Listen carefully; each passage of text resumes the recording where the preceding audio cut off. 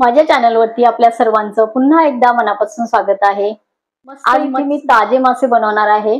बाजारामध्ये गेलेली, लेकाला माझ्या मच्छी हवी होती म्हणून म्हटलं बघूया कुठली ताजी मच्छी आहे, कारण उन्हाळ्यामध्ये मच्छी घेताना फार विचार करावा लागतो।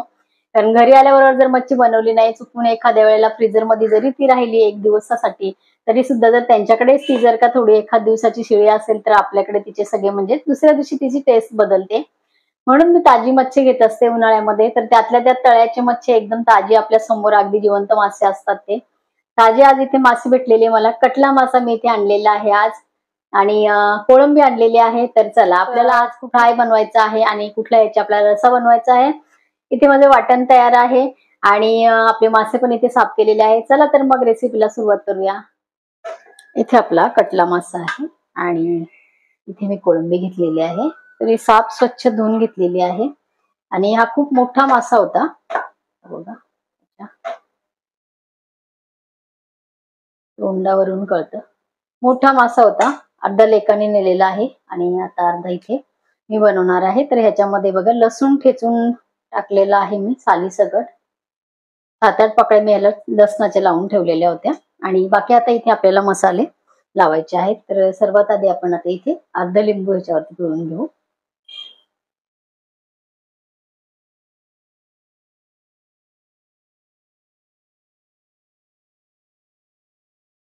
आणि अर्धा लिंबू आपल्याला इथे कोळंबीमध्ये पिळायचे।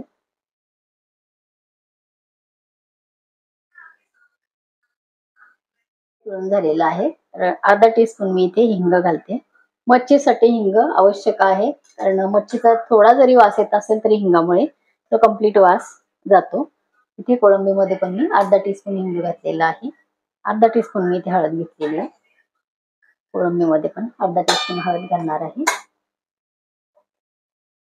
चवीपुरतं इथे मीठ घालायचंय। कोळंबीमध्ये मीठ आपण आता घालणार नाहीये। आणि मग रस्सा भाजीचा जो मसाला आहे तर तो मी इथे घेणार आहे 1 चमचा, आणि 1 चमचा घेणार आहे कांदा लसूण मिक्स मसाला आहे। तर हा मी मसाला घरी बनवलेला आहे, अतिशय टेस्टी आहे। या मसाल्याची रेसिपी माझ्या चॅनलवरती संपूर्ण रेसिपी दिलेली आहे।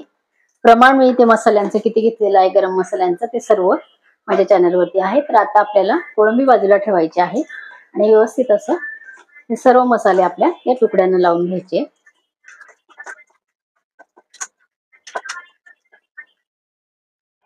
हे तोंडाचा रस्सा खूप छान होतो माशांच्या। तर हे तोंड जे आहे त्याचा आपण रस्सा बनवणार आहे।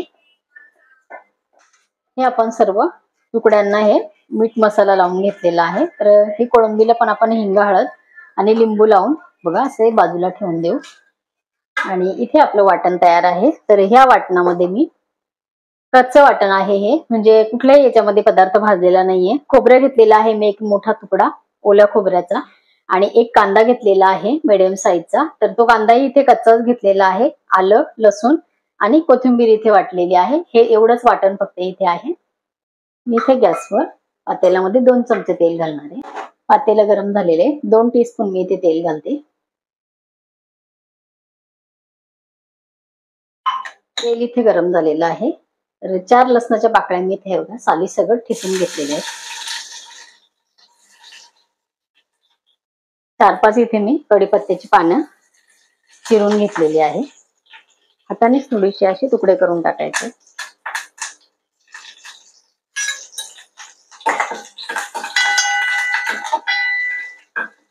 मी कढीपत्त्याची पानं वाटणामध्ये घेतली तरी सुद्धा चालते, पण फोडणीमध्ये पण त्याचा छान वास येतो। इथे आपल्याला जेवढी करी बनवायची आहे त्यानुसार इथे आपण हे वाटण वापरायचं आहे। मला इथे करी खूप जास्त ह्याची बनवायची नाहीये, फक्त हे माशाच्या तोंडाचे करी छान होते म्हणून तेवढे फक्त 2-3 तुकड्यांपुरते फक्त मी ते 1-2 बाउल होईल एवढा करी बनवणार आहे।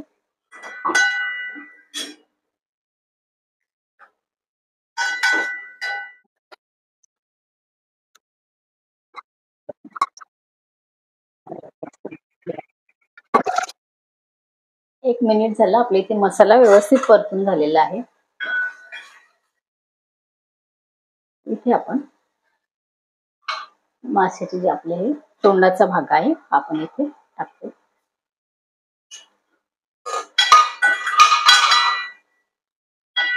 1 मिनिट फक्त आपल्याला अशी वाफ द्यायची आहे इथे.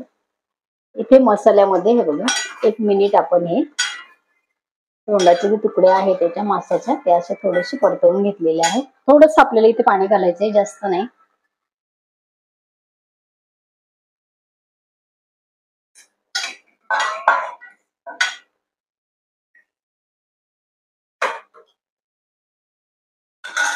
थोडीशी इथे कोथिंबीर घालू आधी. आता इथे आपली करी छान उकळलेली आहे, कारण मच्छी शिजायला वेळ लागत नाही अजिबात जास्त. बघा थोडस आपल्याला इथे आता कोथिंबीर घालायची आहे. इथे आपल्या कटला मासाचे हे तोंडाची पीस आहे, त्याचा आपण 1-2 बाउल इथे करी करून घेतलेली आहे. तर ही करी आपली इथे तयार झालेली आहे. गॅसवरती इथे मी पॅन ठेवलेला आहे. 1 टीस्पून मी इथे तेल घातलेलं आहे. तर हे तेल गरम होईपर्यंत आता आपल्याला फ्राय मच्छीचा वरचं कोटिंग आपल्याला इथे बनवून घ्यायचं आहे. बरेच जण इथे रवा पण लावतात ह्याला, पण आमच्याकडे रवा कोणाला आवडत नाही. ते तांदळाचं पीठ मी घेतलेलं आहे 2 टीस्पून. इथे अगदी 2 चिमटी फक्त इथे मसाला घातलेला आहे. थोडीशी हळद आणि थोडस मीठ फक्त, आणि हाताने असं व्यवस्थित मिक्स करायचं आहे. पीठ मी व्यवस्थित मिक्स केलेलं आहे. तर इथे आपल्याला आता हे तुकडे आहेत ते सगळ्या बाजूने बघा पीठ आपल्याला असे कोट करून घ्यायचंय.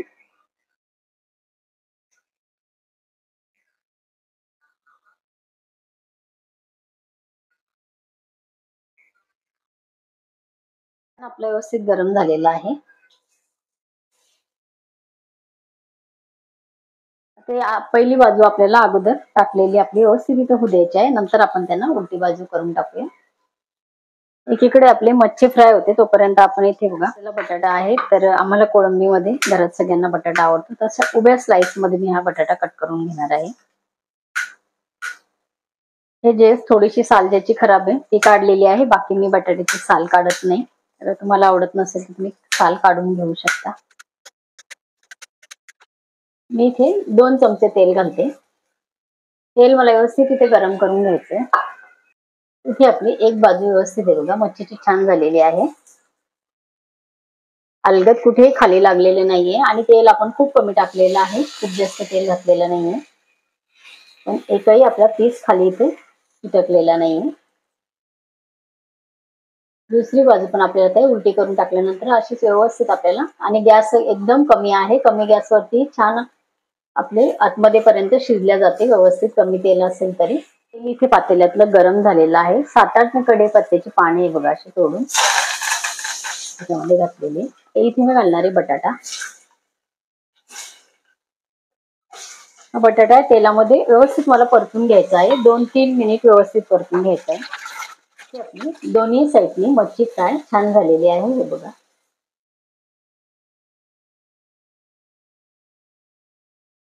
कमी गॅसवरती आपण व्यवस्थित दोन्ही बाजू इथे फ्राय करून घेतलेले आहेत. इथे मी हा गॅस बंद केलेला आहे.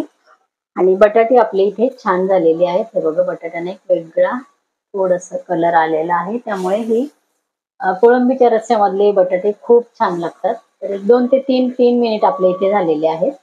तर आता हे बटाटे आपण काढून घेऊ. इथे आपण बटाटे काढून घेतलेले आहे. अजून आपल्याला 1 टीस्पून तेल घालायचं आहे. तेल आपलं ऑलरेडी गरम झालेलं आहे. तिथे आपण हे वाटण घालून घेऊ.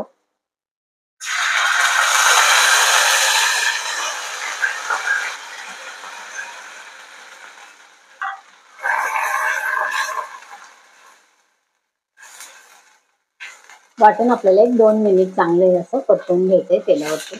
हे आपण वाटण व्यवस्थित परतवून घेतलेलं आहे. त्या वाटणामध्ये कांदा खोबरं आपण जे वाटण आहे ते आपण 1 मिनिटभर परतवलं, आणि नंतर आपण हिंग हळद घातलेली आहे. 2 चिमटी हिंग, अर्धा टीस्पून आपण हळद घातलेली आहे, आणि 1 टीस्पून आपण घातलेला आहे रसाभाजीचा मसाला, आणि 1 टीस्पून आपण इथे मिक्स मसाला घातलेला आहे, कांदा लसूण मसाला. तर आता 2 मिनिट आपले सर्व हे मसाले शिजून झालेले आहेत. इथे आपल्याला आता कोळंबी घालून घ्यायची आहे.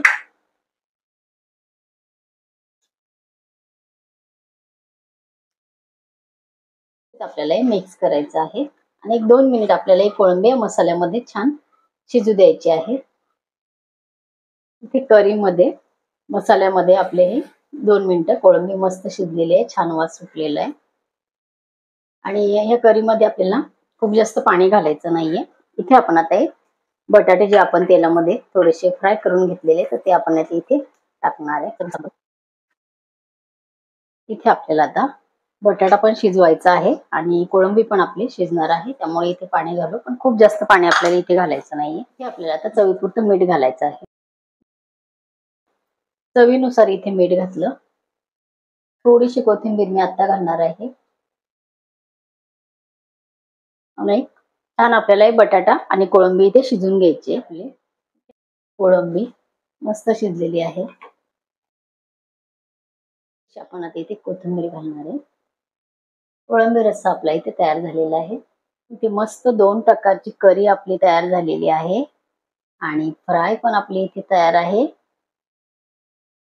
एकाच वाटणाच्या आपण या 2 करी बनवलेल्या आहेत.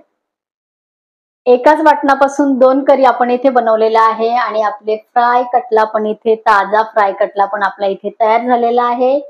ताजे मासे असतील तर चव एक नंबर लागते आणि कोळंबी ह्या पद्धतीने जरूर करून बघा. बटाटे त्यामध्ये फ्राय करून टाका, खूप छान टेस्ट लागते आणि ताज्या माशांची करी असेल किंवा फ्राय असेल ते एकदम उत्तम लागतातच. आणि एकीकडे आता आमची जेवणाची तयारी चाललेलीच आहे. आमचा भात एकीकडे शिजतोय, त्यामुळे गरमागरम करी आणि गरमागरम भात आम्ही एन्जॉय करणारच आहोत. तुम्ही सुद्धा या पद्धतीने असे ताजे मासे सगळीकडे तळ्याचे भेटतात तर करून बघा या पद्धतीने. आजची रेसिपी तुम्हाला कशी वाटली कमेंट करा. माझ्या चॅनलवरती व्हेज नॉनव्हेज पदार्थांचे बरेचसे रेसिपीज आहेत, त्याची प्लेलिस्ट मी खाली डिस्क्रिप्शन बॉक्समध्ये दिलेली आहे. तुम्ही मला फेसबुक आणि इन्स्टावर सुद्धा फॉलो करू शकता. तसेच तुम्ही माझ्या व्हॉट्सअप चॅनलला सुद्धा ऍड होऊ शकता, त्याची सुद्धा लिंक मी खाली डिस्क्रिप्शन बॉक्समध्ये दिलेली आहे. जरूर चेक करा आणि आजची रेसिपी करून बघा. रेसिपी आवडली तर इतरांना शेअर करा, लाईक करा. भेटूया परत असंच एका छानशा रेसिपी बरोबर. तोपर्यंत बाय बाय.